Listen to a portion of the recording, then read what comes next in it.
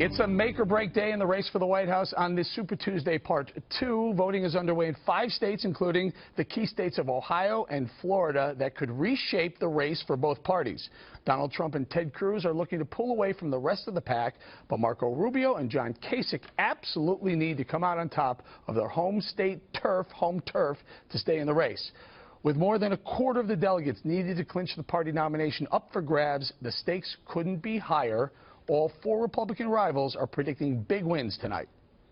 I think a lot of people are going to be embarrassed tonight and are going to want refunds from the money they spent on these polls, because we're going to win Florida. And we feel very optimistic about that. If we stand together as one, we will win this nomination and beat Donald Trump. We will win the general election and beat Hillary Clinton. And we will turn this country around.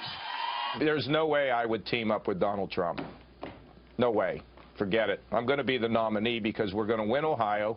We're going to move across this country with a positive attitude of bringing people together. We are going to win, win, win. We're going to win so much.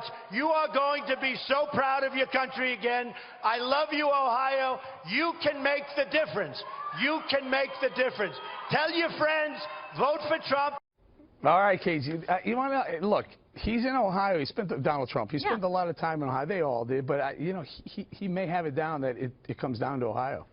Yeah, well, look, this is why tonight is so super exciting, and it's interesting to see the level of confidence that the rest of the candidates are showing. They're pretty good salesmen, because Marco Rubio is saying how confident he is about Florida. He's challenging about the polls, saying that there's a tremendous disparity that's being shown in the polls that will not be evidenced when the results come in tonight.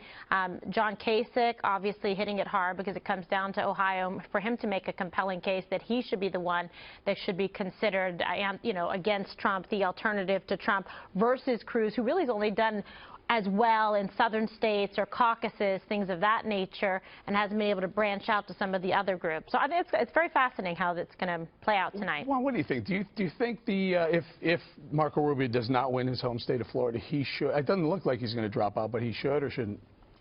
I think, you know, it's interesting, because at this point everybody is talking about his future in Florida state politics and whether or not he would run for governor, because there's a term limit governor, Rick Scott, there right now. But he is suffering damage in the state of Florida. So, you know what? Hats off to Marco Rubio. He believes he's going to win. Marco Rubio, good luck tonight. But I got to tell you, the polls are pretty conclusive. Now, the polls were also very wrong in Michigan for Clinton last week, was it? And so they could be wrong here.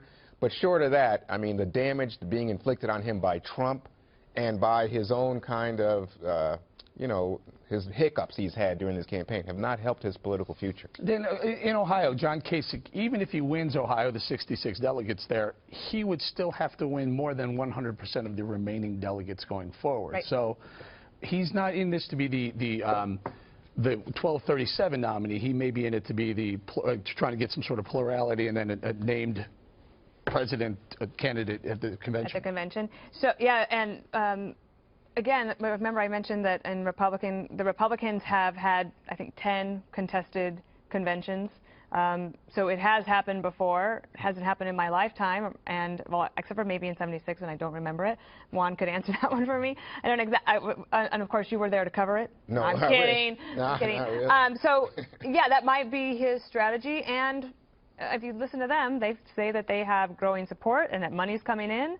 They think they'll do better in Illinois than expected, and that they're on to Utah, which they think he could do well in. And Pennsylvania is a state where he grew up, so he thinks that things are looking up for him. I think that what's interesting is that when you said it always comes down to Ohio, that's true for Republicans. It also could be true tonight for the Democrats, which I know we're going to talk about in the D block later on. But in Ohio, you could actually see Hillary Clinton lose in Ohio, and I think that's earth-shattering for them. Greg, Ted Cruz, he is literally, I think, numerically about the only one who could catch Trump or give Trump a run for his money. Is it time for the non-Trump GOP to get behind Ted Cruz? I think it's possible. Maybe they might have to grin and bear it, because if you're not a fan of Cruz, you may think that because you hate him less than you hate Trump, you should go behind him. But let's look at the numbers. Okay? Please. Look at the numbers. I've been doing the numbers. Okay, in Ohio, you have 66 delegates.